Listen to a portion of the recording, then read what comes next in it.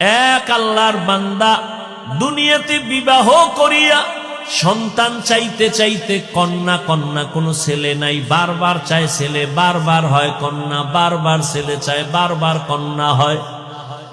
হইতে হইতে হইতে হইতে 6টা কন্যা। কয়টা? 6টা। মেজাজ গরম হয়ে গেছে, এইবার শেষ।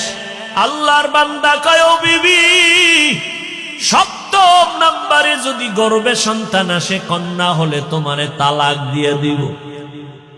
আল্লাহর বান্দি ভালো বাবার ঘরের সন্তান, স্বামী যত গালি দেয় কোনো গালির জবাব দেয় না, শুধু নামাজের মুসাল্লায় কাঁদে, আল্লাহ আবার স্বামীরে হেদায়াত দাও।